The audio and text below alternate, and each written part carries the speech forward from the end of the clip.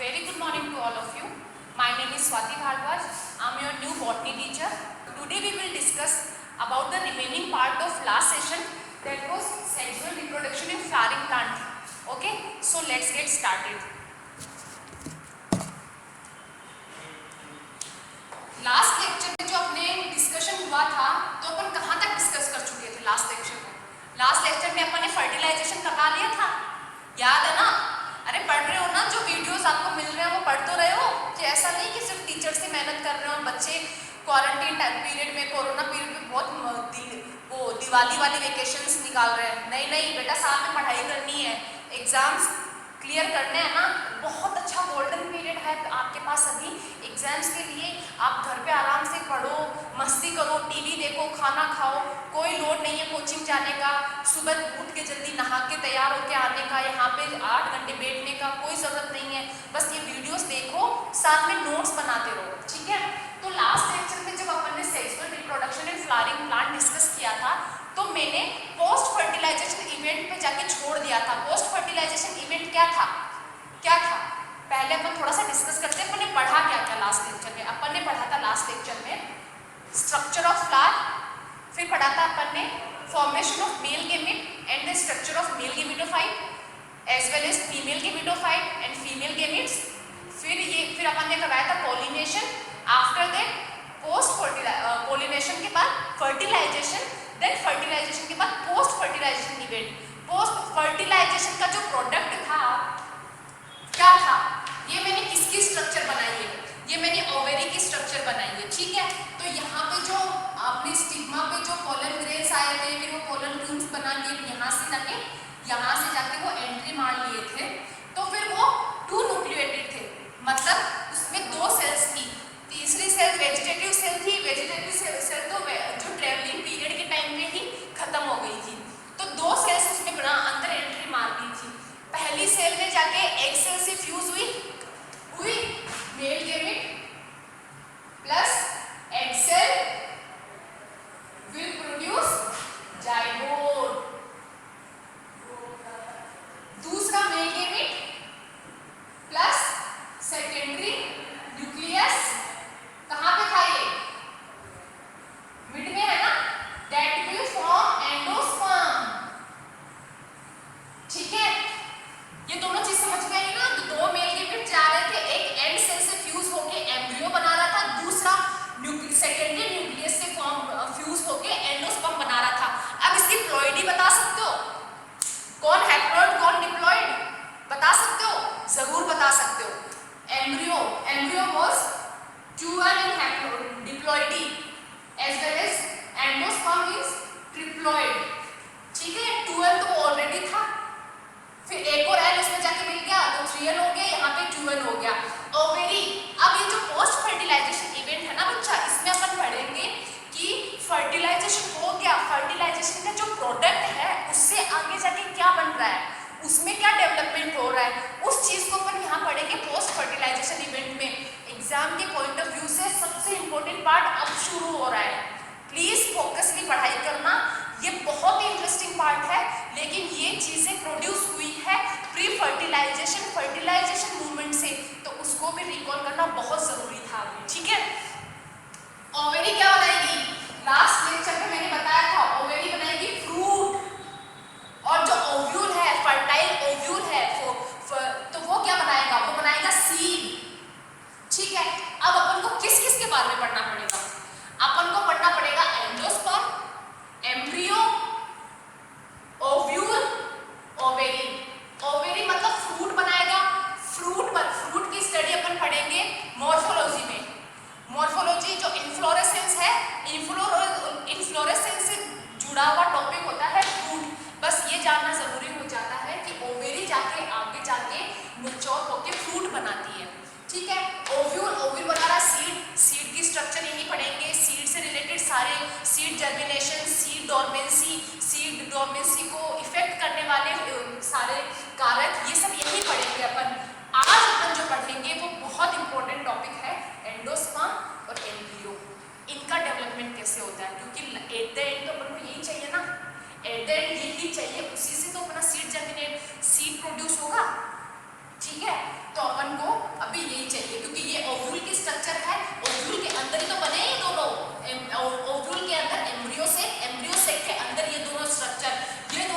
Structure का अपन ने development पढ़ लिया, तो सीड का डेवलपमेंट ही हुआ, समझ रहे हो, इनडायरेक्टली। तो अभी अपन मैं पढ़ाती हूँ एम्ब्रियोस, एंडोस्पर्म और ये जाइगोट। अब बेटा एक चीज नोटिस की, मैंने वहां पे लिख दिया जाइगोट और मैंने यहाँ पे लिख दिया एम्ब्रियो, ठीक है। यहाँ मुझे एम्ब्रियो नहीं लिखना था, यहाँ मुझे जाइगोट ही लिखना था। अब क्या फर्क है एम्ब्रियो और जाइगोट में? What is the basic difference between zygote and embryo? क्या फर्क है? याद करो, रिकॉल करो। एक चीज मैंने बताया था, एंडोस्पर्म, एंडोस्पर्म का काम क्या होता है? एंडोस्पर्म के दो बेसिक काम होते हैं जो नहीं होंगे तो जाइगोट से एम्ब्रियो नहीं बनेगा, एम्ब्रियो नहीं बनेगा तो सीड फॉर्मेशन नहीं होगा, सीड फॉर्मेशन नहीं होगा तो आगे की सारी प्रोसेस ब्लॉक है। तो जाइगोट जो है, जो यहाँ पे जाइगोट बना है, ये जाइगोट, ये एंडोस्पर्म से सारा फूड न्यूट्रिएंट को एब्जॉर्ब करेगा। तो एंडोस्पर्म क्या कर रहा है? एक तो उसको to providing the food material, first process तो वो हो गई। सेकंड क्या है? सेकंड ये है जो जाइगोट बन जाता है वो उसको चैलाजा की तरफ, चैलाजा बताया था ये वाला पार्ट, इसकी तरफ पुश करता है। पुश क्यों करता है? क्योंकि यहाँ पे बहुत फ्री स्पेस है उसको फलने फूलने के लिए, फलने फूलने के लिए बहुत स्पेस है। याद करो ह्यूमन फिजियोलॉजी में, रिप्रोडक्टिव सिस्टम में बनता जाइगोट फेलोपियन ट्यूब में है, लेकिन फेलोपियन ट्यूब के बाद में जैसे जैसे वो ग्रो करता है, डेवलप होता है तो उसको यूट्रस में ट्रांसफर किया जाता है। क्यों? कारण क्या है यूट्रस में ट्रांसफर करने का? क्योंकि फेलोपियन ट्यूब लाइक स्ट्रक्चर होती है, उसमें एक पूरा जाइगोट एक बहुत डेवलपिंग कंडीशंस के अंदर फ्रीली डेवलप, फ्रीली अपने ऑर्गन्स को वाइडली नहीं एग्जिबिट कर पाता है। तो उस चीज़ के लिए उसको एक फ्री स्पेस चाहिए कि वो अपने पूरा अच्छे तरीके से साइमल्टेनियसली ग्रो भी करता रहे और ऑर्गन्स भी डेवलप होते रहे। तो उसलिए उसको फ्री स्पेस चाहिए, एज वेल एज यहाँ भी चाहिए। यहाँ भी चैलेंजर बोर्ड में, चैलेंजर पार्ट में इसको बहुत स्पेस मिल रहा है तो वो फ्रीली अपने आप को बहुत अच्छे से डेवलप करवा पाएगा, न्यूट्रिशंस लेगा और आराम से फेल के अपने आप को डेवलप कराएगा। बहुत ज़रूरी होता है ये चीज़। दोनों पॉइंट याद कर लेना एंडोस्पर्म के। अब मैं आगे पढ़ाती हूँ। जाइगोट जो होगा ना वो जाके आगे एम्ब्रियो बनाएगा, मैंने बोली बात, ठीक है। लेकिन अपन जब किसी भी फोटो में अगर कैरेक्टराइजेशन देते हैं तो इसको डायरेक्टली एम्ब्रियो लिखते हैं, कोई बड़ी बात नहीं है। लेकिन ये बहुत ही माइन्यूट सा एक डिफरेंस होता है जाइगोट और एम्ब्रियो के अंदर। जो डिफरेंस कौन लाता है? एंडोस्पर्म लाता है ये डिफरेंस, ठीक है। अब ये चीज़ मैं बढ़ाती हूँ। अब आप बताओ मुझे कि अब अपन को एम्ब्रियो पहले पढ़ना चाहिए कि एंडोस्पर्म पहले पढ़ना चाहिए? किसका डेवलपमेंट पहले होगा? जो आगे वाली प्रोसेस को प्रोवाइड करवाएगा। मैं हिंट दे रही हूँ, किसका डेवलपमेंट पहले होगा? जो नेक्स्ट वाली प्रोसेस के लिए फूड मटेरियल देगा, एनर्जी देगा। एंडोस्पर्म का डेवलपमेंट पहले प्रोसेस होगा, देन एम्ब्रियो का होगा। क्यों? क्योंकि एम्ब्रियो तो तभी बनेगा ना तब जाइगोट एंडोस्पर्म से न्यूट्रिएंट्स लेगा। तो अपन को अब क्या पढ़ना पड़ेगा? अब अपन को पढ़ना पड़ेगा डेवलपमेंट ऑफ एंडोस्पर्म।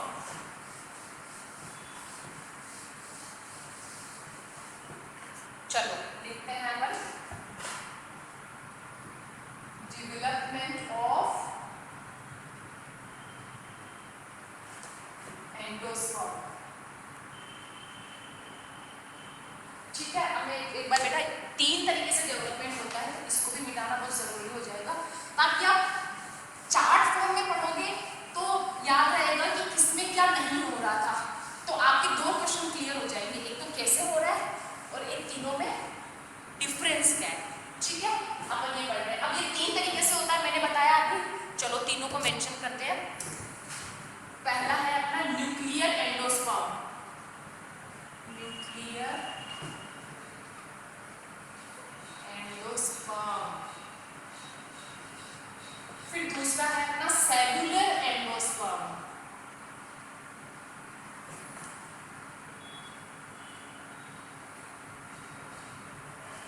और तीसरा जो है वो अपना है हेलोबियल एंडोस्पर्म। बेटा कुछ खास डिफरेंस नहीं होता है, बस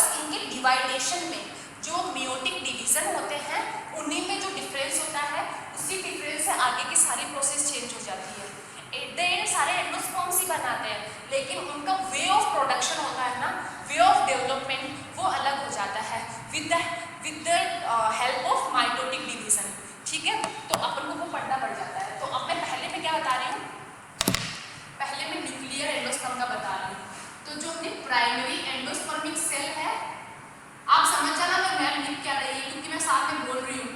प्राइमरी एंडोस्पर्मिक सेल है, उसमें होगा first free nuclear division, free nuclear division. ठीक है, फ्री न्यूक्लियर डिवीजन होगी तो ये मल्टी न्यूक्लिएटेड बन जाएगा। मल्टी मतलब बहुत सारे मल्टी न्यूक्लियस हो जाना।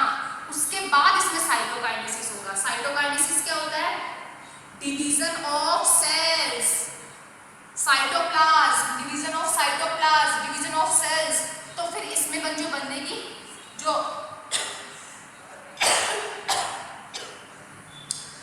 यहाँ पे लास्ट प्रोसेस में जो बनेगा वो मल्टी सेल्यूलर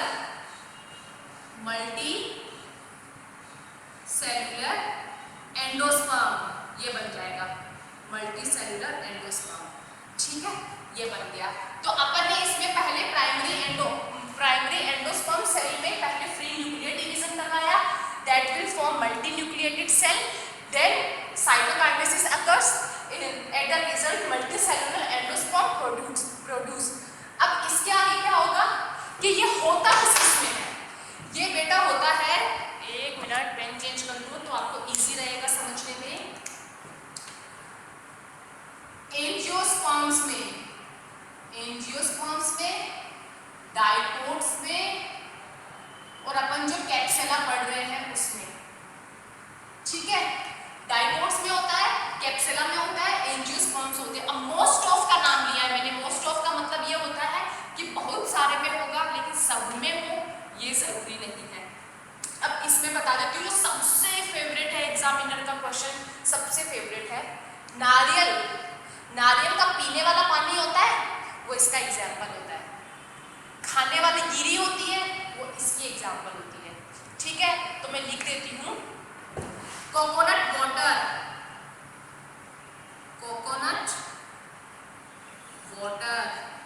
ये इसका एग्जाम्पल होता है। और इसको अपन लिक्विड सिंसाइशियम भी बोल सकते हैं, लिक्विड सिंसाइशियम। ये क्या है, लिक्विड सिंसाइशियम का मतलब होता है एक कोशिका, एक सेल में बहुत सारे न्यूक्लियस का मिलना, मल्टी न्यूक्लिएटेड सेल, सिंगल बल सेल, मल्टी न्यूक्लिएटेड सेल। ठीक है, तो ये मल्टी न्यूक्लिएटेड ही हो गया ना, फ्री न्यूक्लियर डिवीजन हुआ तो। ठीक है, अब ये बेटा सिर्फ 3 ही पॉइंट याद करना है। न्यूक्लियर एंडोस्पर्म मिलता किसमें है, most of angiosperms, dicots and capsula plant में। फिर इसका दूसरा कि इसमें पहले फ्री न्यूक्लियर डिवीजन होता है, आफ्टर दैट साइटोकाइनेसिस प्रेजेंट। उसके बाद जो कोकोनट वाटर होता है, लिक्विड सिंसाइशियम जिसको बोलते हैं, वो किसका एग्जांपल है, that is the example of nuclear endosperm. अब दूसरा बनाते हैं सेल्यूलर एंडोस्पर्म में। सेल्यूलर एंडोस्पर्म में क्या होता है, सेल्यूलर एंडोस्पर्म में होता है फ्री न्यूक्लियर डिवीजन,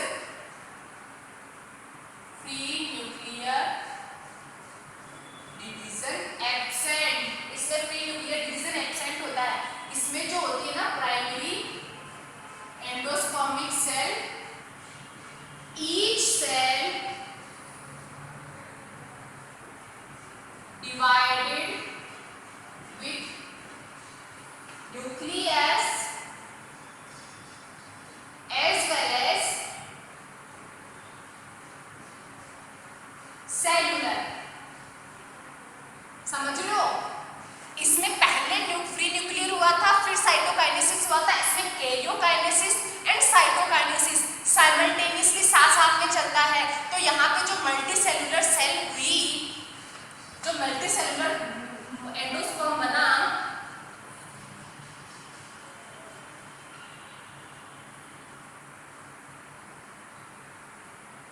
वो कैसा होगा, मल्टी न्यूक्लिएटेड होगा। उसमें न्यूक्लियस भी बहुत सारे होंगे और सेल्स भी बहुत सारी होगी। फर्क कुछ नहीं होगा, रिजल्ट दोनों का सेम आ रहा है, लेकिन रिजल्ट सेम आने का कारण अलग है। यहाँ पे पहले फ्री न्यूक्लियर डिवीजन हो रहा है, फिर साइटोकाइनेसिस हो रहा है। यहाँ पे फ्री न्यूक्लियर डिवीजन ना होके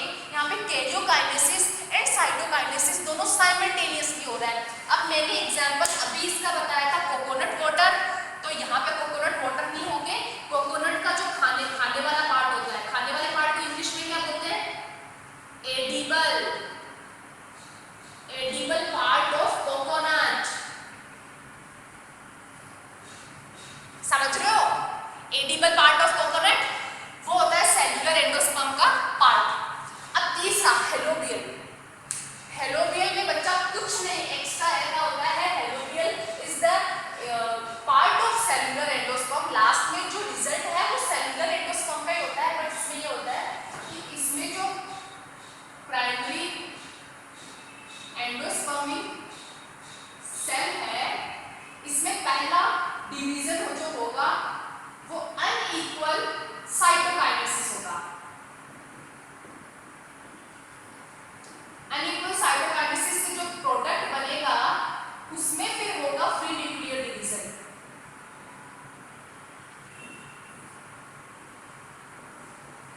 तो प्रोडक्ट कौन सा बनेगा? प्रोडक्ट बनेगा unequal cell, unequal two cell. इसमें अनइक्वल टू सेल बनेगा। अब उस अनइक्वल टू सेल में फ्री न्यूक्लियर डिवीजन होगा, तो उसके बाद वापस मल्टी न्यूक्लियर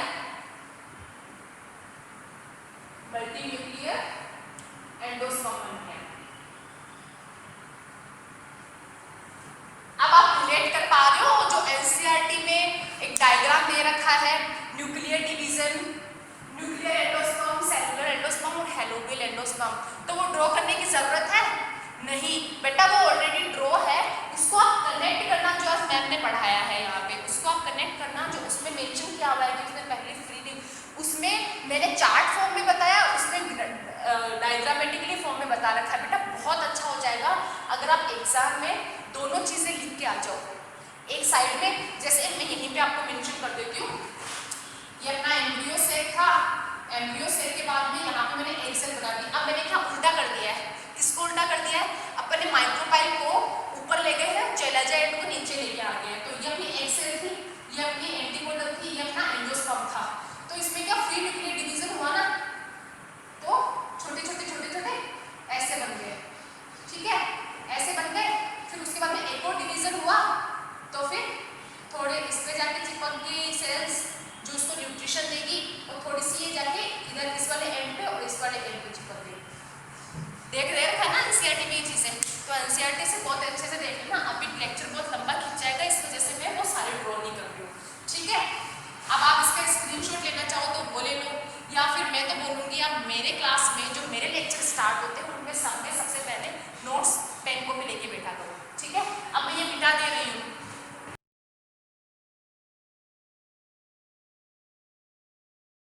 अब मैं छोटे छोटे पॉइंट्स डिस्कस करती हूँ डेवलपमेंट ऑफ एंडोस्पर्म के रिगार्डिंग। 3-4 पॉइंट्स दे रखे हैं जो एग्जामिनेशन पॉइंट ऑफ व्यू से बहुत ही इंपॉर्टेंट है। पहला है जो मैंने डिवीजन बताया था ना, free nuclear division, then cytokinesis, और दूसरे वाले में बताया था अनइक्वल साइटोकाइनेसिस, फिर कैरियोकाइनेसिस। जो स्टार्टिंग के 2 डिवीजन हो जाते हैं ना माइटोटिक डिवीजन के, उसी से ही अपन को पता चल जाता है कि अगले वाला जो एंडोस्पर्म फाइनल रिजल्ट जो होने वाला है वो न्यूक्लियर बनेगा या फिर सेलुलर बनेगा या फिर हेलोबियल बनेगा। हेलोबियल का तो बोलने का मतलब ही नहीं है, this is the type of cellular endosperm. तो जो रिजल्ट होगा वो बता सकते हैं अपन स्टार्टिंग के 2 डिवीजन देख के कि न्यूक्लियर बनने वाला है या फिर सेलुलर बनने वाला है। कैसे देख के बता सकते हैं? क्योंकि फ्री डिवीजन किसमें हो रहा था? न्यूक्लियर में हो रहा था। अगर फ्री डिवीजन इसमें एब्सेंट है तो वो सेलुलर होएगा। अब एक होता है बेटा कि किसी में एंडोस्पर्म एब्सेंट होता है, किस में होता है? Endosperm absent. एक होता है आर्किडेसी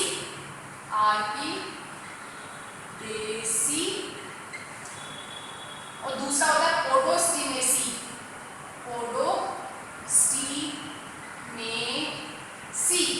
ये 2 ऐसी फैमिली है जिसमें एंडोस्पर्म टोटली ही एब्सेंट होता है, ठीक है। और दूसरा होता है कि जैसे अपन 1 मिनट,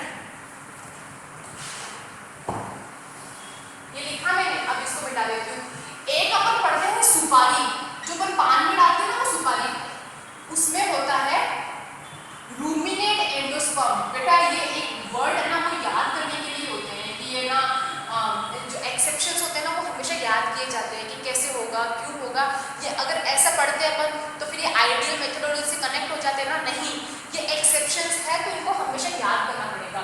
मैं इसलिए बता रही हूँ तो कि पिछले लेक्चर में मैंने बहुत सारे एक्सेप्शंस छोड़ दिए थे, तो मुझे लगा अभी 2-3 एक्सेप्शंस डालना सही होगा। अभी रूमिनेट, एंडोस्पर्म। अब जैसे मैंने बताया था एंडोस्पर्म की प्लोइडी क्या होती है, एंडोस्पर्म की प्लोइडी 3N होती है, लेकिन किसी किसी में ये 2N एंडोस्पर्म में मिल जाता है। 2N एंडोस्पर्म ये किस में मिल जाता है, ये मिलता है ओइनोथेरा में, ओइनोथेरा में, ठीक है। अब एक होता है मक्का मतलब मेज, मेज एंड टमेटो, मेज एंड टमेटो, इन दोनों में मिलने वाला एक अलग तरीके का होता है endosperm, that's called mosaic endosperm. Mosaic endosperm क्या होता है, जो एंडोस्पर्म है ना उसमें बाहर वाली लेयर पे पैचेस मिलते हैं, इसलिए उसको मोज़ेक बोलते हैं, पैचेस वाला, ठीक है। अब ये एंडोस्पर्म से रिलेटेड छोटी छोटी टर्मिनोलॉजीज थी जो मुझे लगा कि यहाँ डिस्कस कर लूंगी तो अपना पूरा टॉपिक कवर हो जाएगा। अब मैं इसको मिटा दूँ, मैं साथ साथ ही लिखने को बोल रही हूँ, अलग से टाइम नहीं दूंगी बच्चा, क्या अलग से मैं आपको, अब आप क्लासरूम में मेरे सामने बैठे होते तो अपन टाइम दे देते, लेकिन अभी मेरे को समझ में नहीं आता ना कि आप किसने लिख लिया है किसने नहीं लिखा है, तो आप मैम के साथ में ही राइट डाउन करते चले तो वो ज़्यादा अच्छा होगा। अब मैं आपको पढ़ाती हूँ डेवलपमेंट ऑफ एम्ब्रियो, ठीक है। Development of embryo. अब बेटा एम्ब्रियो डाइकोट में अलग होगा डेवलपमेंट, मोनोकोट में अलग होगा, तो कैप्सुला किसका है, डाइकोटिक प्लांट है, तो पहले अपन डाइकोट की बात कर लेते हैं, डाइकोट्स, ठीक है। तो अब स्टार्ट करते हैं, ये अपनी 2N स्ट्रक्चर बन गई थी, ये जाइगोट बन गया था अपना, चलो ये अनफेवरेबल कंडीशंस में क्या करेगा,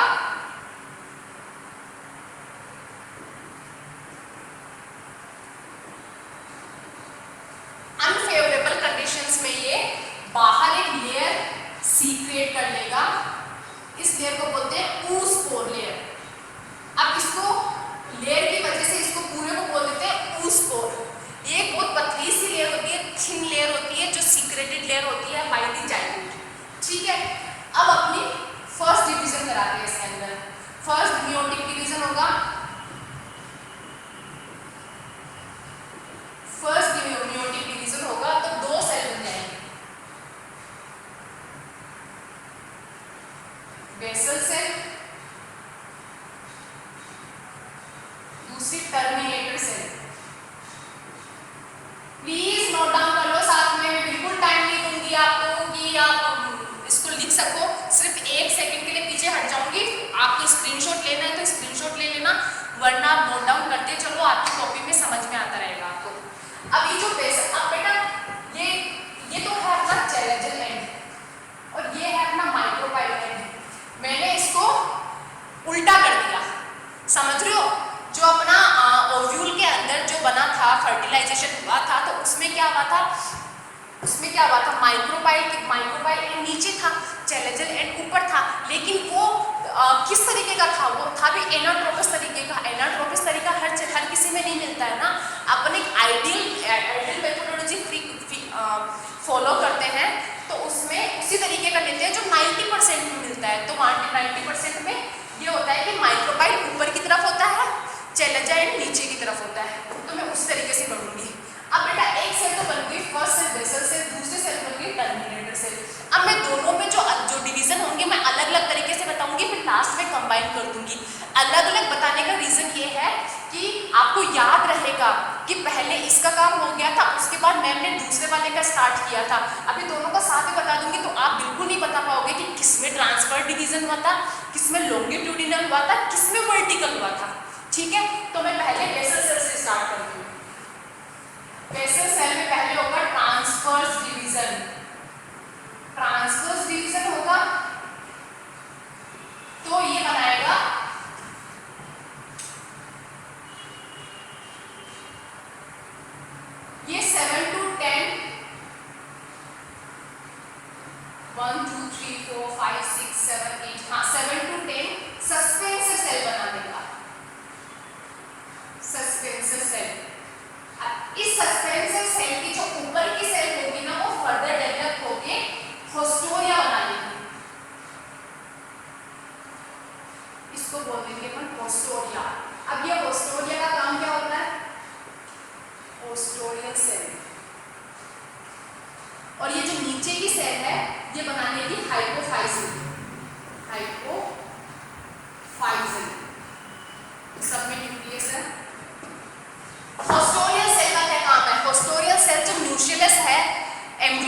अंदर जो अंदर न्यूसेलस है जो फूड मटेरियल प्रोवाइड करवा रहा है उसको सक करके अंदर की साइड सस्पेंसर सेल को सारा न्यूट्रिशन प्रोवाइड करवाएगा होस्टोरियल सेल। होस्टोरियल सेल का काम ही होता है to sucking the food material. ठीक है, अब दूसरा है हाइपोफाइजियल सेल। ये हाइपोफाइजियल सेल जो होता है ना वो रेडिकल के साथ मिलके रूट कैप बनाने में बहुत इंपॉर्टेंट रोल प्ले करता है। अब वो आगे की बात है लेकिन मैंने अभी बता दिया। To rising the root, to rising the root और रेडिकल, बस मैंने लिख दिया है, आगे चीज एक्सप्लेनेशन में समझ में आएगी आपको। ये किसका मैंने बताया, ये मैंने बताया बेसल सेल के अंदर जो ट्रांसफर डिवीजन हुआ है हो गया, बस ये यहीं पे आके रुक जाती है। इसमें 7 to 10 सस्पेंसर सेल बना है, 7 to 10 सस्पेंसर सेल। ये कहलाती है टू सेल स्टेज। ठीक है, हो गई चीज। अब अपन जाते हैं कि टर्मिनेटर सेल। अब टर्मिनेटर सेल में क्या होगा, टर्मिनेटर सेल में होगा बेटा सेकंड वाले में, ये फर्स्ट का है जो ट्रांसफर डिवीजन करवा रहा है। ठीक है, अब टर्मिनेटर सेल में क्या होगा, लॉन्गिट्यूडिनल डिवीजन होगा जिसको अपन वर्टिकल डिवीजन भी बोलते हैं, वर्टिकल डिवीजन।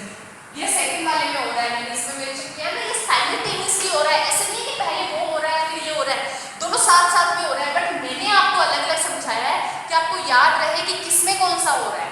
ठीक है, वर्टिकल डिवीजन बेटा ट्रांसफर डिवीजन होता है, हॉरिजॉन्टल डिवीजन, वर्टिकल डिवीजन होता है लॉन्गिट्यूडिनल डिवीजन। ठीक है, तो वर्टिकल डिवीजन जो हो रहा है उसकी वजह से यहाँ पे टर्मिनल सेल नहीं होगी ना, बेसल सेल इतनी लंबी होगी, अभी टर्मिनल सेल है वो यहाँ हो जाएगी और ये लॉन्गिट्यूडिनल बना लेगी। ठीक है, अब ये बन गई यहाँ पे। अब इसके बाद फर्दर वर्टिकल डिवीजन एक तो होगा, वर्टिकल नहीं, अब इसके बाद में होगा ट्रांसफर डिवीजन। ठीक है, अब इसके बाद ट्रांसफर डिवीजन होगा। ट्रांसफर डिवीजन हमेशा हॉरिजॉन्टल प्लेन पे होता है, तो जो ये हॉस्टोरिया है वैसा का वैसा रहेगा।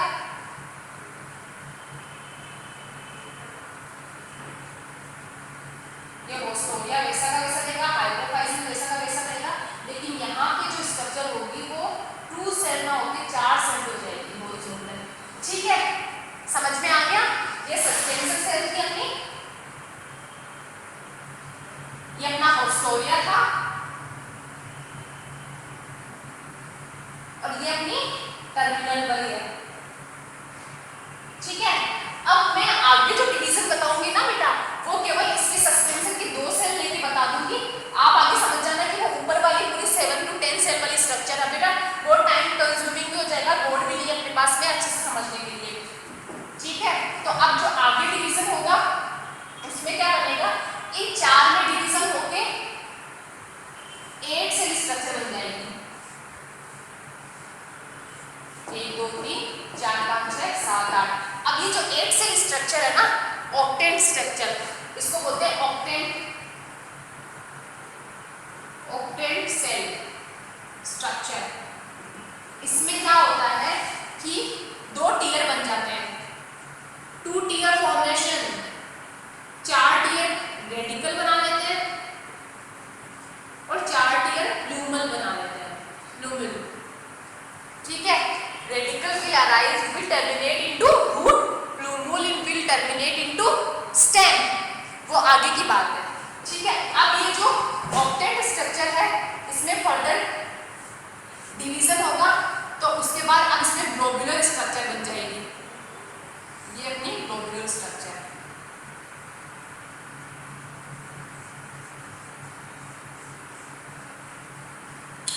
ये डर्मेटोजन, इसमें बन जाएगा डर्मेटोजन।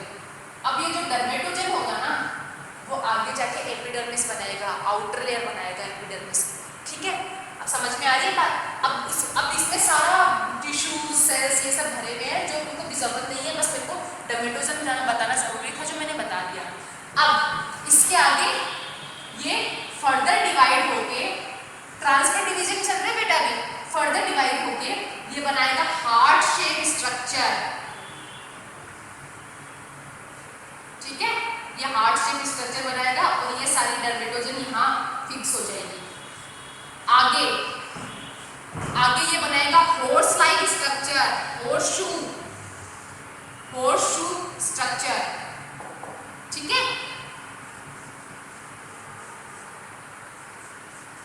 लास्ट में जो बन रहा है वो बहुत इंपॉर्टेंट है, दैट इज टॉर्पीडो स्ट्रक्चर। ऊपर बना रही हूं मैं, ठीक है।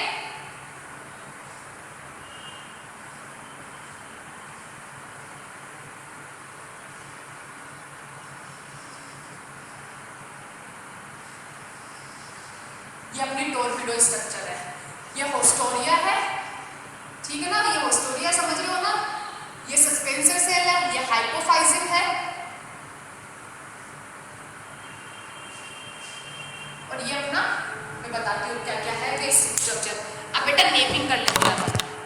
नेमिंग करने में बता देती हूँ, यहाँ तक तो हो गई थी, ये ऑक्टेट सेल स्ट्रक्चर हो गई थी। उसके बाद नेमिंग में आई ग्लोब्यूलर स्ट्रक्चर, ग्लोब्यूलर स्ट्रक्चर। उसके बाद heart shape structure, heart shape structure, और उसके बाद हॉर्स शू लाइक स्ट्रक्चर, ठीक है। और उसके बाद जो बनी है उसको बोलते हैं टॉर्पीडो स्ट्रक्चर। बेटा इसका सीक्वेंस याद करना बहुत जरूरी होता है, कई बार सीक्वेंस आ जाता है। डाइकोट एम्ब्रियोलॉजी में सीक्वेंस से रिलेटेड भी बहुत क्वेश्चंस बन जाते हैं। तो सीक्वेंस में अपन 2 cell structure, 4 cell structure, 4 cell structure, octet cell structure, then globular, then heart shape, then horseshoe, then torpedo structure. अब जो ये लास्ट टॉर्पीडो स्ट्रक्चर मैंने बनाई है, यही है सबकी जड़, यही है एक प्लांट के बनने का आधार, बेस, ठीक है। ये 2 कोटिलेडन है, पेन चेंज कर लेती हूँ। हाँ, ये 2 कोटिलेडन है, इसको डाइकोट बोल देंगे, डाइकोटिलेडन, ठीक है, कोटिलेडन बोल देंगे इसको। ये है अपना रेडिकल, ये है रेडिकल। ये जो स्ट्रक्चर बनाई है ये है प्लम्ब्यूल, ठीक है। अब ये जो है ये है हाइपोकोटाइल, एपिकोटाइल, सॉरी एपिकोटाइल, इधर जो है वो है हाइपोकोटाइल, ठीक है। और ये अपनी सस्पेंसर सेल थी, सस्पेंसर सेल, और ये अपना होस्टोरिया।